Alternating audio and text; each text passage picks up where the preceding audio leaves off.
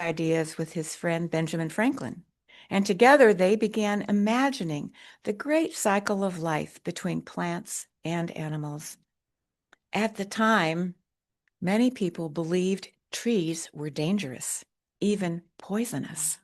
It was considered wise to cut down trees near your home to clean the air.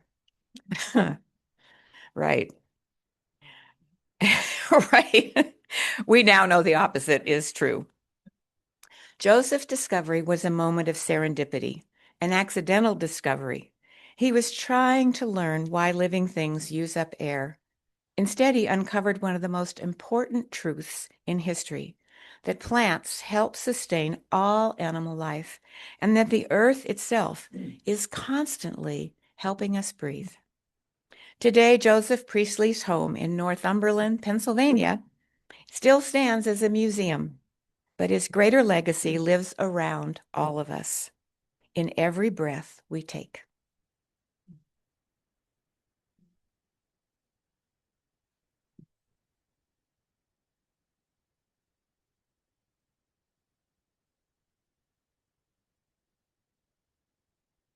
Actually, it's kind of interesting about plants. They're very akin to us in the sense that their cellular respiration also utilizes oxygen just like we do, but it's photosynthesis that gives off oxygen. So um, they are amazing in multiple ways.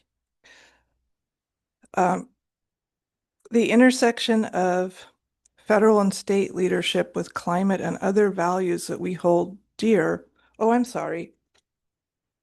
Forgive me. I knew something like this was bound to occur. Um, um, um, yeah, right. Well, there was a page on top of my page and okay. Moving along. Um, I have the pleasure today of introducing our speaker, Kevin Jones.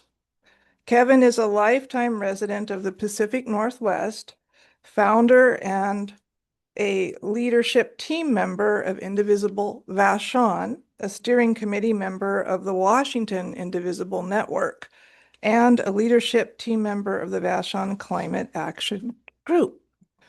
He also chairs the Equity, Social Justice, and Inclusion Committee of the Vashon Morey Community Council. And if you attended, you know that this last community council managed to get a resolution passed to encourage renewables and discourage nuclear energy. Yeah, in the state of Washington. The intersection of federal and state leadership with climate and other values we hold dear inspire his interest in both legislative and election engagement. Kevin is currently retired and lives on Vashon with his wife Susie, surrounded by deer, Douglas and gray squirrels, chipmunks, and flocks of visiting birds. Cycling, boating, rowing, hiking, and climbing occupy his time when he is not organizing campaigns. I think, Kevin, you underestimated the boating component of this a little bit. He takes off for months at a time with his wife in a boat, so it's a little more than just boating. Um, and I have the personal good fortune of knowing him through the Vashon Climate Action Group to be an exceptionally motivated and knowledgeable individual. So I invite Kevin Jones to come up.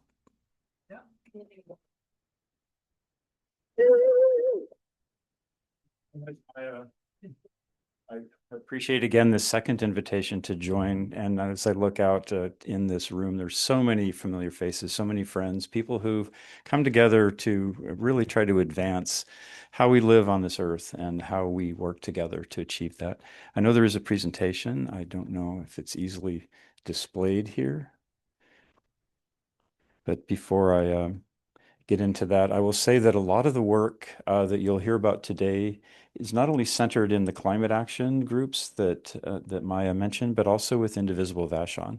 We have a group called Policy Action, and existing policy actions are things like dementia care on the island, about this advocating for increased renewable energy as opposed to nuclear energy on the island. There's also stopping deportation flights out of the King County International Airport. So, and there are more. When people step forward to want to make our life on Earth better a better way is possible. For example, Indivisible Vashon strives to help support and encourage that kind of motion forward so we can make progress. So I much appreciate that. On the back table or the front table as you just come in, it talks about some of our various groups with Indivisible Vashon and the opportunity for you to express interest in any one of those. We will get in touch with you. I know many here are already part and contributing on this climate work. For example, Beth is contributing, Sue is contributing, all part of the team of people who are working every other week to get together to see if we can make advancements on climate action here on Vashon Maury Island. So much appreciation there. So you can see from the first slide, there's several groups that are involved, including Indivisible Vashon, Vashon Climate Action Group, Zero Waste Vashon, and Regenerate Cascadia all have joined in the work. So if we can move on, I'd like to talk about the act. It's been a couple of years since I've been here. There's a lot of things that have happened in 2 years, and I wanted to bring those to your attention. Up in the upper left, Vashon Center for the Arts has solar on the roof now. Down in the middle, IGA has solar now. They've pretty much installed that. The Methodist Church is now an operational resilience hub. We work to bring Eric Walker into contact with this climate action group of King County, and Vashon is now written in as a pilot for resilience hub development in the 5-year King County Strategic Climate Action Plan. And yes, thank you. A resilience hub has the capacity to operate offline from the grid, and the United Methodist Church for 3 days can provide cooling in the warmest days or warming in the coldest days. And they are truly operational with Vashon Be Prepared has a team of volunteers who work there. And of course, it's a community hub now with the food bank, Vashon Youth and Family Services, all coming together in that one space, which was really appealing to the King County folks because they were looking for how do we bring all these resources together? And on Vashon, it had happened already. The small text you can see in the middle of the slide is the trends. We are basically increasing our use of solar energy on the island. We're actually overall now, this is data from Puget Sound Energy, so it's very accurate. We're actually reducing our overall electric and gas use, which even in the presence of increasing electrical vehicles, which you can see on the very lower right, means that we're also being efficient. Yes, so very important. We can move on to the next slide. There is true promise. Marilee talked about the abundance in the earth. It's so important, right, that we adapt to a changing world, but we also recognize the abundance around us. So the top slide is in California. This depicts multicolored, but the big yellow part is solar energy that powered California for the entire day with a few things down below like hydro and things that kind of run all the time. At sunset, over on the right, batteries kicked in. About 70% of their energy was from renewable energy sources. And in Australia, they're going to be offering 3 hours of free energy every day in certain parts of Australia. Yeah, it's about the amount of energy that a family of 5 would use in a day. So their abundance allows us to shift to these kind of renewable resources. Our next slide will talk about some of the sufficiency examples. In China, for example, they're building a lot of solar and a lot of wind energy. And if we were to follow their lead just for a year, we would, provide energy for all of those data centers we hear about, and about a quarter of our fossil fuel energy could be retired. In only 4 years, if we match their pace, all of the fossil fuel energy would be retired in this country. And that's from Jim Lazar. He lives in Olympia. I've known Jim for years. He is a phenomenal energy economist. We can go to our next slide. However, there's more to do. This shows the number of gas-powered cars on the island. Still 85%. So we need to do some work in order to make sure to continue the shift towards renewable energy. If we can go on to the next slide, please. So you will not be able to see on this slide, but let me tell you what you're looking at. On the left, and Beth has seen this, and Sue has seen it as well. On the very left-hand side, there's a column which says these are all of the actions from the King County Strategic Climate Action Plan that we think apply to Vashon. We're reaching out to organizations. All of those columns, all those colors across this, those are the organizations we're reaching out to. There's about 45 of them.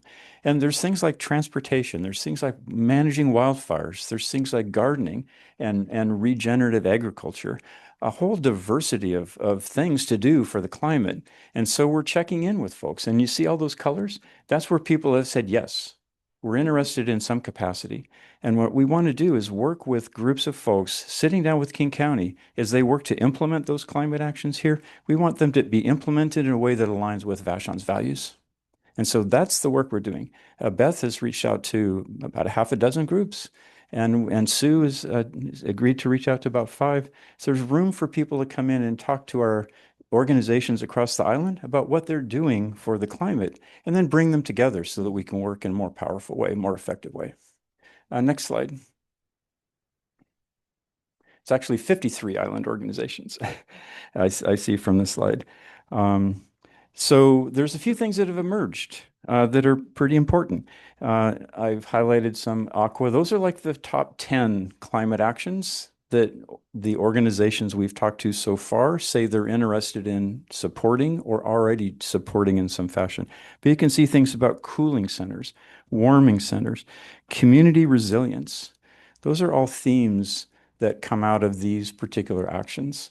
And so we'll be working with King County on these types of things to make sure those implementation plans really align with us. I like to say, remember the rumble strips? Yes.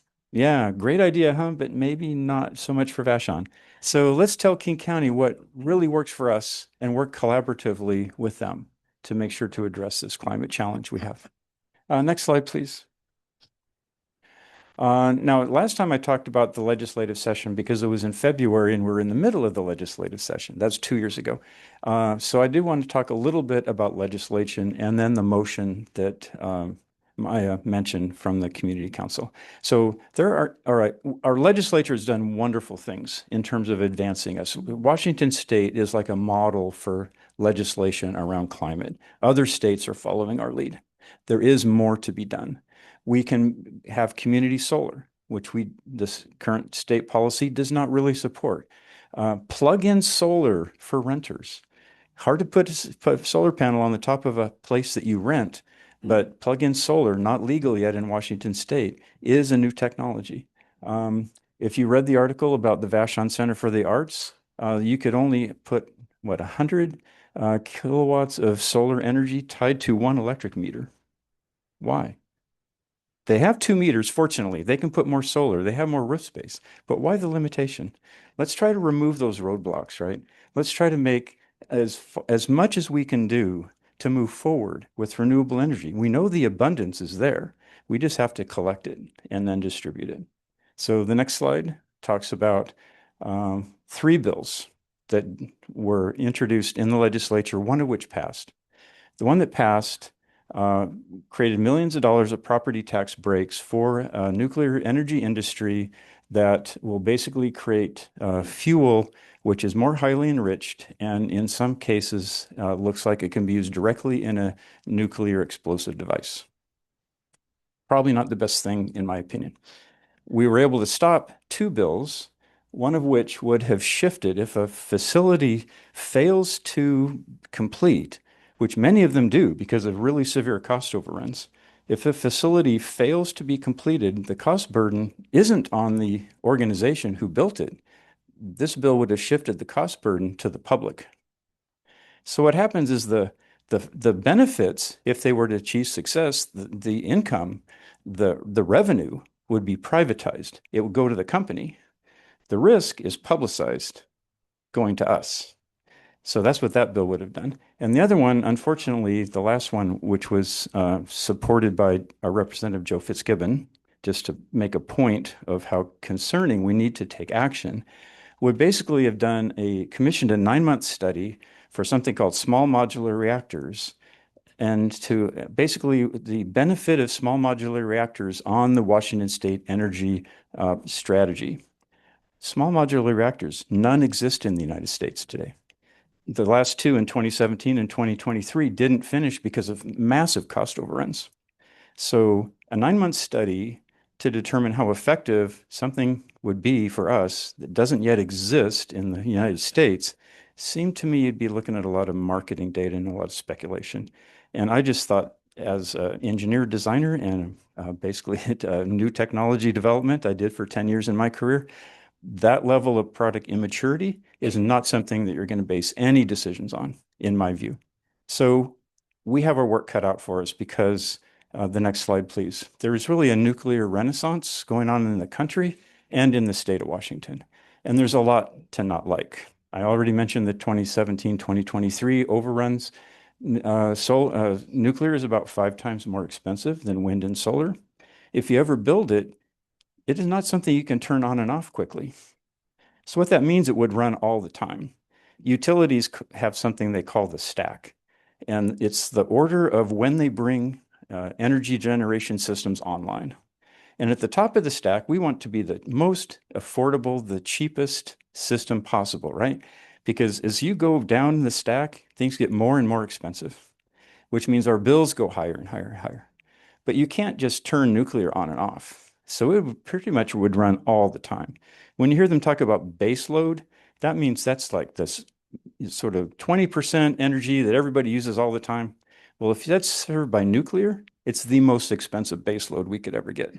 Okay, so lots of concerns, right, that we want to make sure we address. Not to mention the federal government is rolling back safety procedures. We all know about what's going on with the Center for Disease Control and the concerns that we have. Same thing with nuclear energy. So while they're working hard to make nuclear energy more available and accessible, they're also rolling back the safety regulations around it. It's a recipe for concern, for sure. I'll talk about the HALEU fuel, but I also want to mention the indigenous tribes in Spokane area in particular, the Yakima and the Umatilla are very opposed to these kind of advancements. And that's where it would happen in Washington State. Next slide, please. This HALEU fuel, high assay, low enriched uranium, a lot of words, you can see why they use the acronym, is basically a more highly enriched form of uranium. The World Nuclear Association said recommend strict security measures around it. The Trump administration, there's highlighted in yellow, they're rolling back the security directives for nuclear. And one group on the Vienna Center for Disarmament and Non-Proliferation talked about potential direct use in an explosive device. It gets even more concerning. That fuel is the preferred fuel for what they call these small modular reactors. And in the nuclear industry's vision, small modular reactors are great. They can go everywhere. They're tiny. They can fit in your backyard, if you want, right? So now what we have, right, is highly enriched fuel, all the safety precautions that the World Nuclear Association talked about. The reason for that is because that's very high value stuff. Right now, our administration is fighting a war of choice in Iran over enriched uranium. These are the things, in my view, to be avoided. Okay. All right, next slide, please. So, contact our legislators. We have a real opportunity to let our legislators know our opinions. As a matter of fact, when we saw those 3 bills that we mentioned before, we started to get the word out, and 2 legislators who had sponsored those bills ended up taking steps to remove their name from sponsoring the bills. Okay, so success is very, very possible here, but it needs us to talk to them. So a couple of things. There's a script, and down below there's some phone numbers of people that you can talk to. But also, if you're familiar with QR codes, also on the table with the sign-in, there's a QR code there that will also have this script, and it will allow you to create an email right on your phone that you can send right to Emily Alvarado and Joe Fitzgibbon and Brianna Thomas. So that's the policy action work that Indivisible Vashon has been doing for nearly a decade now on the island here. Okay. So thank you for that. And so many people here make those contributions. That's why we can be successful. Next slide, please. So that's what it looks like on the back, and I can help you through. I'll be staying for discussion about this next slide, which is how do we maybe collaborate? There's so many people in this room who have been participating with the work of Indivisible Vashon over the years, some extremely active in making major contributions. Here's what we're seeing now. We're seeing this particular administration going into communities in a way that we don't want to see here. We're very concerned about what this administration will do by the time they are finally moved aside and a new government can come in. In that interim period, we want to be working very strongly together. As Indivisible Vashon, we think about two primary things. One is inclusive and representative democracy and healthy and thriving communities. Jenna Riggs was here, I think, a couple of weeks ago. So about her immigration refugee rights work. There's a new group called Vashon Community Response. Jenna may have talked about that. The idea is that we all together, not just our immigrant community, we all have vulnerabilities now based on what we've seen with this administration's actions. So let's work together. So we're reaching out also to organizations and groups across the island about how do we work together? When we see something, how do we share that? Who is the person in the Unitarian Universalists that you pick up the phone or you send the email to so that all of you can be notified through your leadership here about something that's important on the island, maybe right now, or maybe coming up that you need to be aware of and maybe pay attention to. So I'd like to stay after the Q&A to talk about, how do we work together? And it's not just us, it's groups across the island.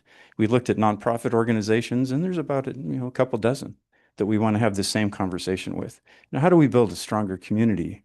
Because we may be tested before it's all done. So the last slide is just a recognition that renewable energy, we continue to make progress. So I'm just so overjoyed about that. There's lots and lots of good reasons for that. And I think that will continue as we reach out to these island communities about the climate actions they're doing. You will hear more as we get people together. And we want to basically share that once we understand what all these different groups are doing. But we need to tell our legislators to stay on that path, right? Done great work here. Let's continue that great work. And really building stronger communities is really essential right now, in our view. So appreciate that. And I'll be here for questions after. And thanks again for the opportunity, Maya, and everybody here. Tanya, your support has been fantastic. Thanks so much. Really appreciate it.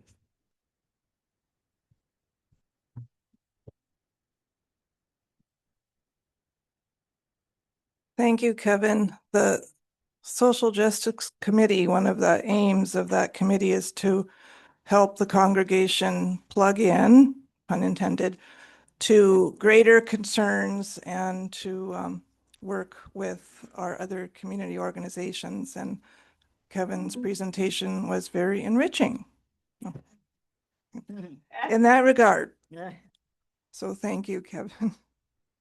So now Jean is going to, excuse me, do a guided meditation with us. So come on up.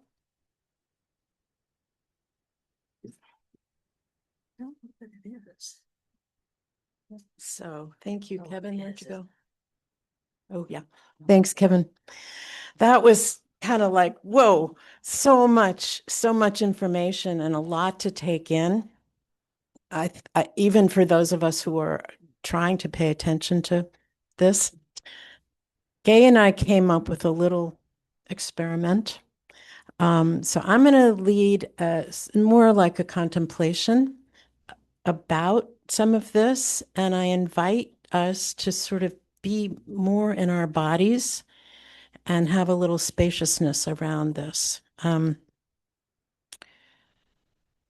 So it's going to be just a few minutes, and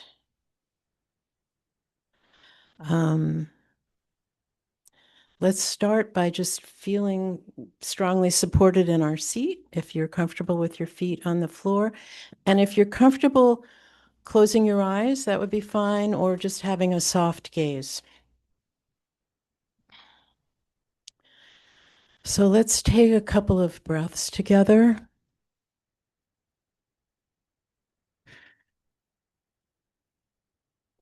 And as you breathe, really feel the breath in your body. I find it helpful to feel my abdomen rising with the in-breath and falling with the out-breath. If you feel the breath on your lips or through your nostrils, that's fine. Just bring your attention into the body sensations of being here, being present in this room, and being present in your body.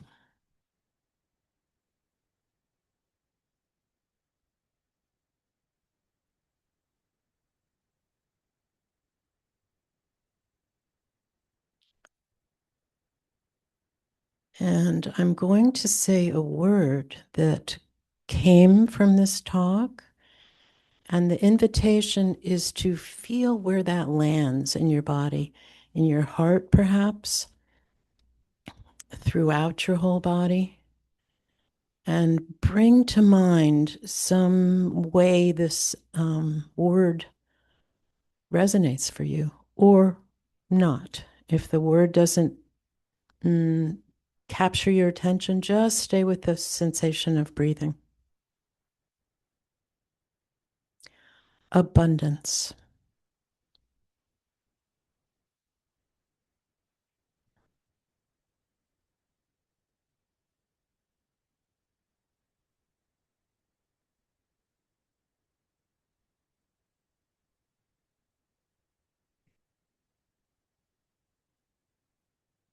What is abundance for you?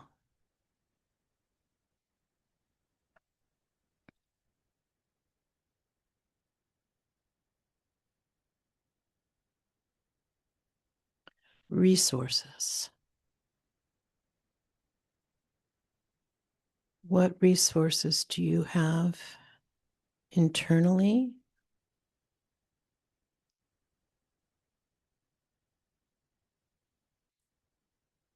and in your life,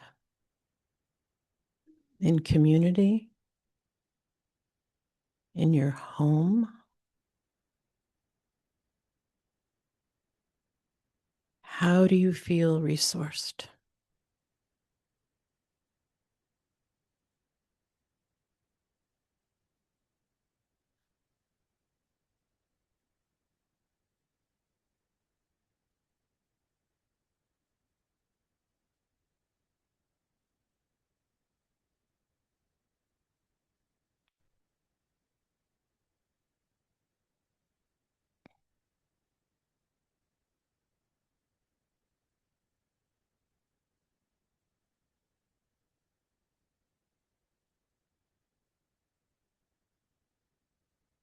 Resilience.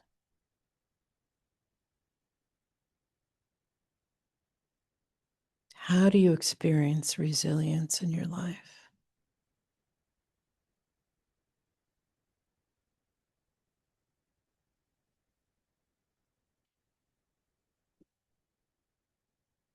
And how do you offer resilience to others?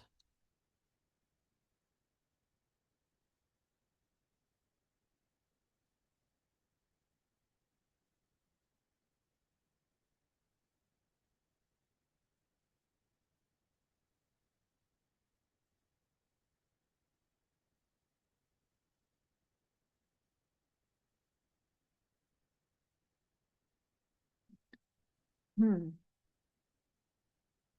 get lost in thought, come back to the breath, or come back to a word that resonates for you.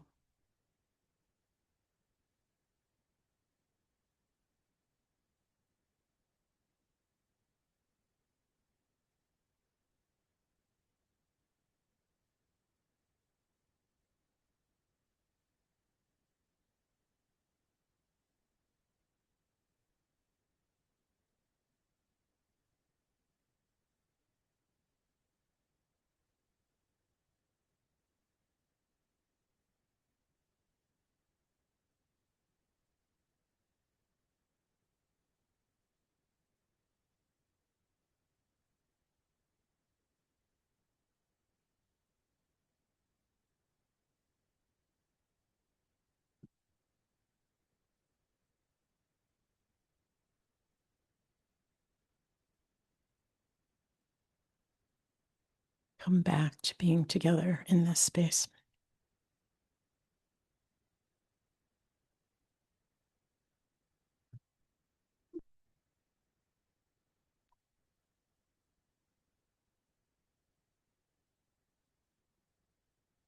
Now we'll move on to our second hymn.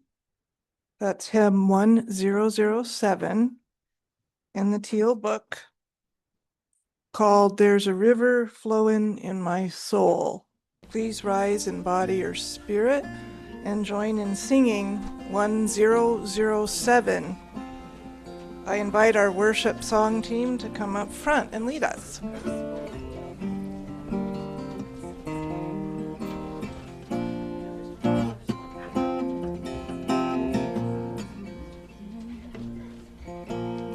I'll play one more time.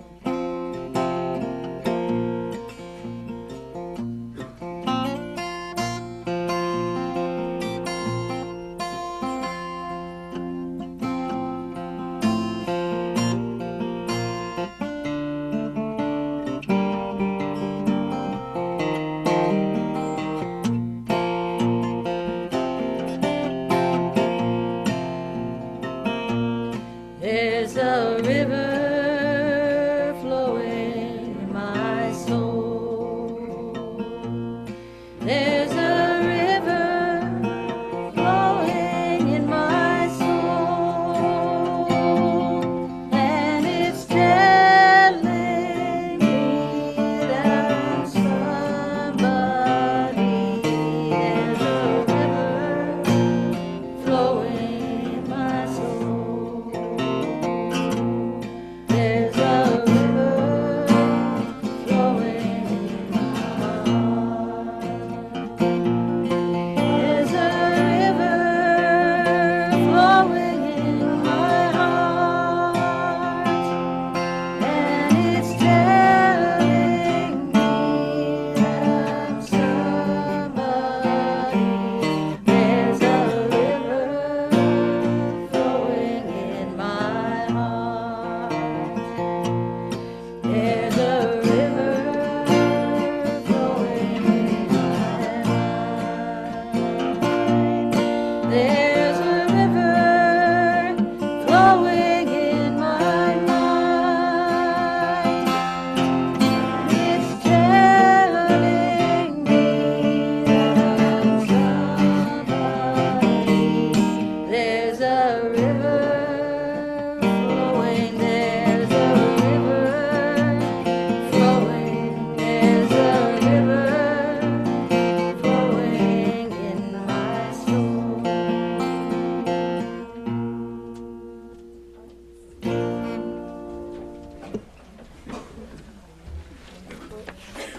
Cool one. I didn't know that.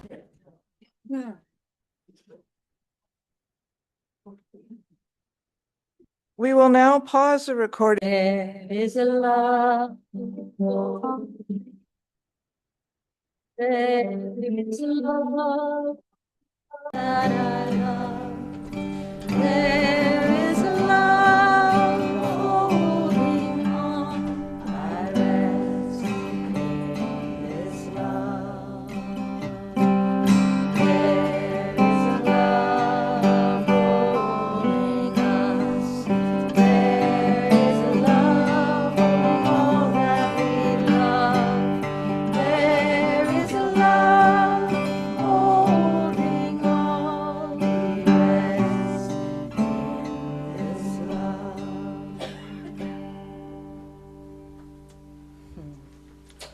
We now resume recording as we finish the service. As members and friends of the Vashon Island Unitarian Universalists, we commit to supporting our congregation. Financial resources help us pay speakers and staff, support our social justice programs, and maintain our building. Please support VIUU with your pledges and offerings so we continue to be a vital community. Our congregation engages beyond our walls for peace, social, and economic justice, freedom of belief, and protection of our planet and its inhabitants. Once a month, we contribute our financial offering to a regional, national, or international organization that aligns with our values. This week's offering will support Indivisible Vashon. If you're going to write a check, please write it out to Kevin Jones for Indivisible Vashon. Indivisible Vashon is in the process of opening its own business account. Our greeters will now pass around the offering baskets. As we receive our offering, please join in singing "We Give Thanks." And once again, rely on your memory. I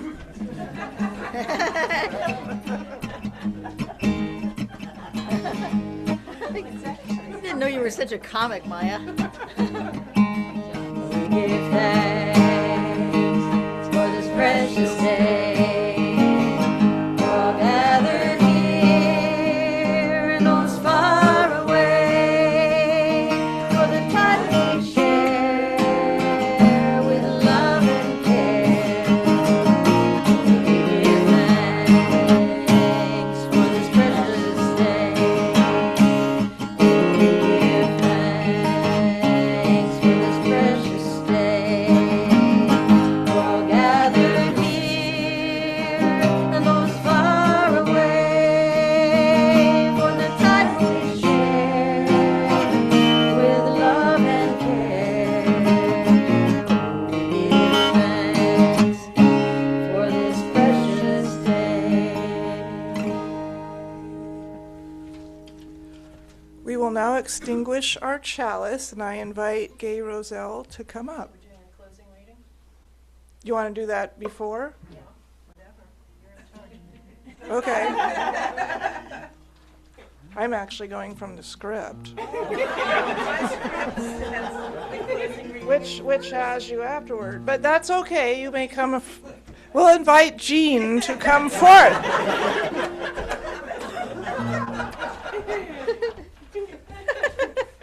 Ladies and gentlemen, the comic stylings of Maya. So this is a quote from Rebecca Solnit, one of my favorites. It is late and we are deep in an emergency, but it is not too late because the emergency is not over. The outcome is not decided. We are deciding now. The longer we wait to act, the more limited the options. But scientists tell us there are good options and great urgency to embrace them while we can. An emergency is when a stable situation destabilizes. When the house catches fire or the dam breaks or an institution implodes. When the failure or sudden change or crisis calls for urgent response. It's when it becomes clear that the way things were is not how they're going to be.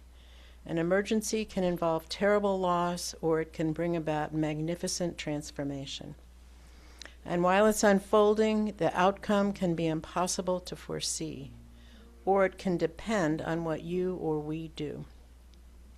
The word emergency comes from emerge, to exit, to leave behind, to separate from yourself. So an emergency is when you exit from the familiar and the stable. We are now doing that on a planetary scale, exiting the stability and reliability of the delicately tuned systems of seasons, weather, relations between species, even the shape of the world for the past 10,000 years, as oceans draw new coastlines, lakes dry up, glaciers melt, and natural and human communities shift and migrate.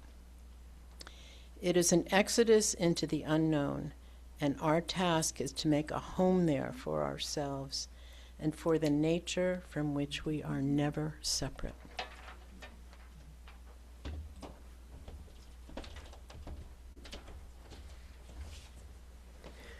Thank you, Jean. We extinguish our chalices with these words from Reverend Lynn Cox. Ground of our being, bring us close to the earth, ear to the whispering grass, quietly, attentively, waiting with slow breaths, listening for the very stones to cry out. Help us to remember, help us to piece together our oneness with matter, our oneness that matters.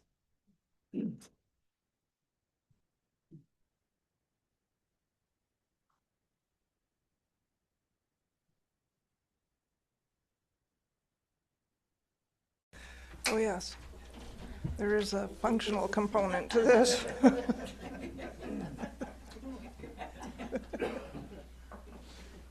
We're getting through it.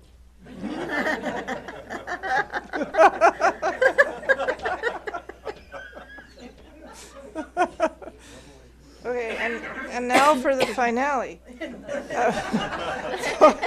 Hopefully this will be a good one.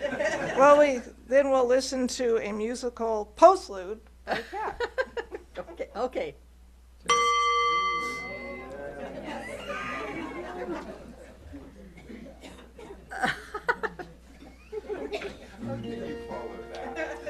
I can't. You got me. I don't know what to do. I'll just do a couple verses of this. So, many years. Okay, so I decided for this. This is a song of mine that I wrote many, many years ago, and I wrote it as a love song.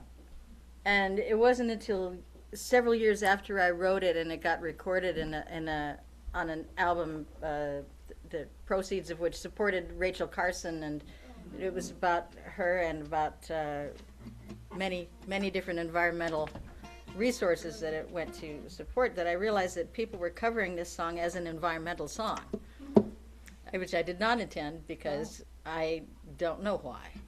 But it does work that way. So here's a little love song for the environment that I wrote a long time ago. Go to the water, walk down slow, where the rock is battered and the branch hangs low, where the sea is rough and the sun burns hotter. To know love, go to the water.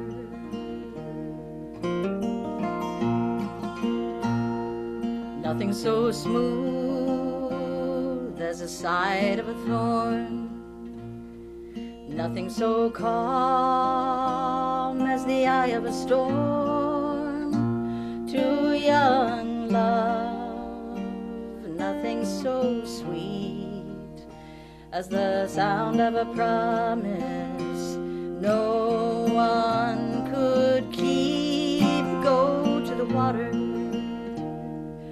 walk down slow, where the rock is battered and the branch hangs low, where the sea is rough and the sun burns hotter. To know love, go to the water.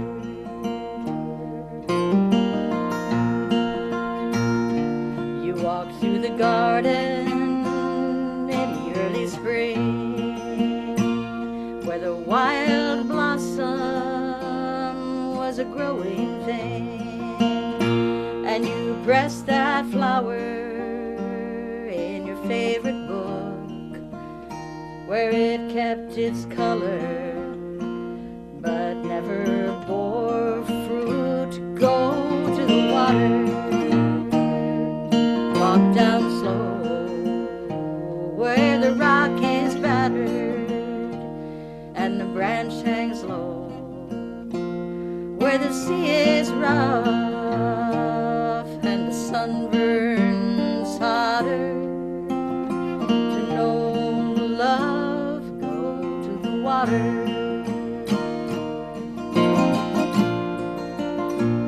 It laughs and shouts where it touches land. It holds the world like a loving hand.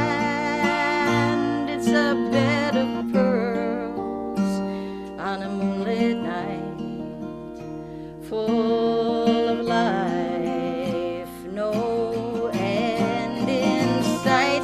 Go to the water,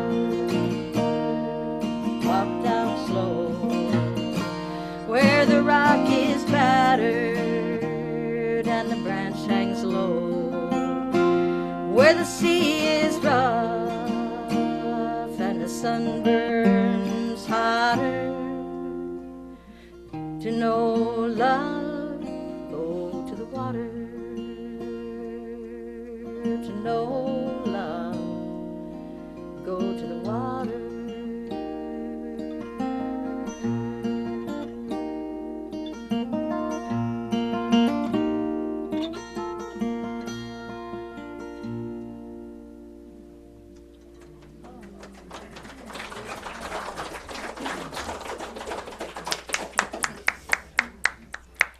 Water and sun, the source of all things.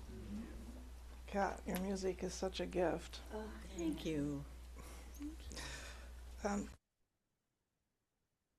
Like to say thank you to Kevin Jones, to Kat, to Jean, to Marilee, to Gay, to Spencer, to the setup team number 3, and you all for participating in today's service here at Lewis Hall and online. Please join us for refreshments following our VIUU event announcements. And now, if you have an announcement related to a VIUU activity, please come up and form a line somewhere. And just make sure your announcement actually has something to do with VIUU.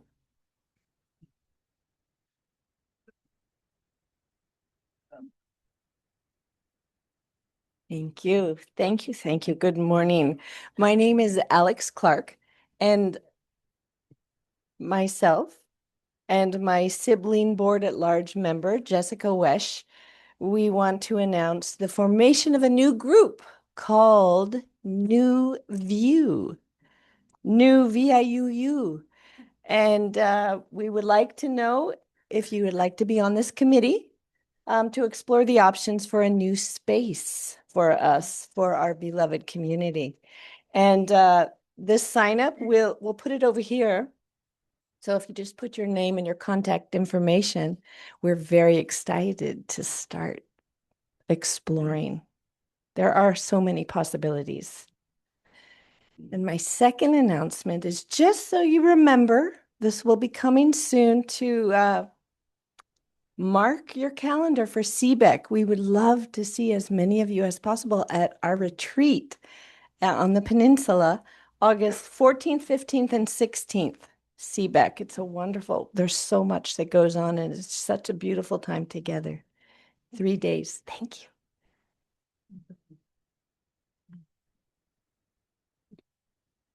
you. So Kevin mentioned the community Vashon Community Resource. What's it called? Community Vashon Community Response. Yeah, VCR. So if you want to know more about it, there's a potluck happening on April 26th. And they ask that we do a little online training first. So if you want to know more about that, give me your name and I'll get the information to you. Thanks.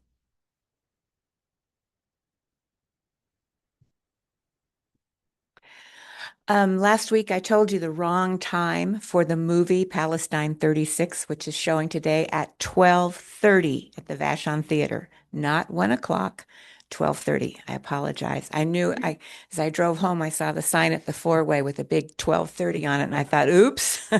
Anyway, we are co-sponsoring this film, one of a series of films about Palestine, the history, the situation. I encourage all of us to attend. Thank you.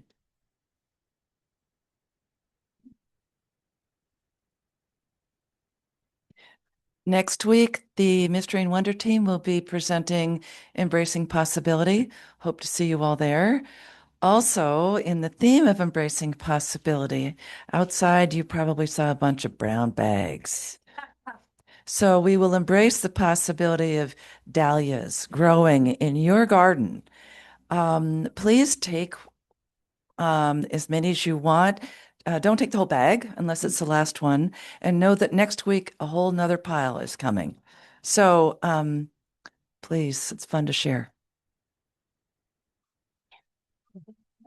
It's almost the end of the year, isn't it?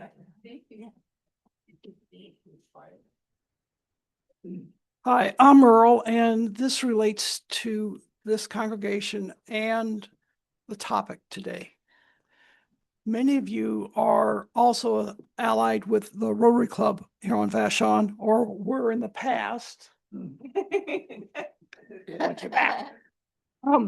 But every year we do what's called an Epic Day of Service, and last year's we looked at how we could clean up the beaches on this island because they're important.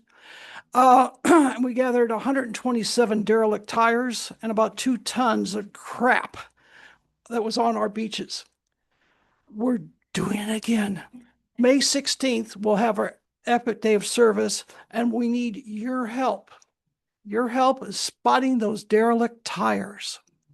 If you see one, contact Zero Waste Vashon, Steve Bergman, and give him the GPS for it, and we will go around on May 16th and gather up all those tires and take them off our shoreline. Thank you. I would never want to embarrass anyone, but I'd like to light a candle of joy. I'm a little out of time. But our beloved Kat is going to another body of water because she's heading to Lake Michigan. And so we'll see her again after she has completed a wonderful residency and a theater project in Chicago. And so we wish her well. Thank you, Anne. Okay, I've got one last announcement. Is this working? Okay, great. You know what I love about this place? When you need a place to sit or be, there it is. Here I am with my bad back. I am just announcing the stewardship committee growing the IUU tree. And this, as you know, I think I told the story of it. This is my tree of love from my husband, who designed this program so that we can donate to VIUU digitally. So this QR code, which we talked about, will, if you focus the camera of your phone on it and tap on the little yellow box that comes up when you focus on it, it will take you right to this tree to add a leaf. And with your newfound QR code skill, you can also donate to the QR code for Indivisible over there. So there you go. I want to encourage everybody, look at where we've gotten to. Our tree grew. If you remember in the beginning, it was itty bitty. And now we are about a third of the way almost to our goal. And so I just want to encourage everyone to please pledge. And if you are not a phone click digital person, I do have an old-fashioned paper form for paper people because some of us are paper people. So I'll be sitting. We're going to leave it up. It was supposed to be left up last time, but there was the tech person left and it didn't get booted back up fast enough. So we're going to leave it up, and I'm going to sit right here in my place that I found that is just perfect for where I'm at right now. So, all right. Thanks, you guys. Jessica, wasn't there also an email sent out There that had a was. link? So you could go to Yes. your email and click on the So link if you also. If Yeah. you search the VIUU newsletter, if you search Stewardship Drive, VIUU Stewardship Drive, you've gotten an email. I'm going to send another one out. I didn't want to bombard people, but I'm going to send another one out before the end of the month in case it just is a busy time and you forgot. Yeah. So third, that's to our goal, come from 6. Oh. And the stewardship drive is going to be hopefully by the end of the month. So we need everybody to step up. Yeah. Please. So our budget last year was about 91,000, and that came from 45 donors. And we have big goals and dreams that have come from our heart, from who we are together. It includes a new view, a new potential space. It includes a wonderful new minister. It includes hopes and dreams for RE, for families to be welcomed. And so we need the resources to do all that. So I personally have upped my pledge this year. And I usually kind of pledge is around the time that I figure out what my tax return is going to be. And so that's where it comes from for me. But we can do it a number of ways. So that drop down add a leaf will give you options. You can do it. You can just give a little bit every week. And this is a pledge. It's not a payment. The system does not collect any payment. It's just a pledge. And it tells us what we can base the budget that we're going to present to you at the annual meeting on. What do we have to work with next year? So thanks, you guys. Let's have coffee. We'll be having a Q&A with our speaker, Kevin Jones, after a brief time to get coffee and treats. So please plan on meeting back in the sanctuary space, in 10 minutes if you want to be part of the Q&A. And now let's sing ourselves out with Go Now in Peace. In peace, go now in peace. Around you, everywhere you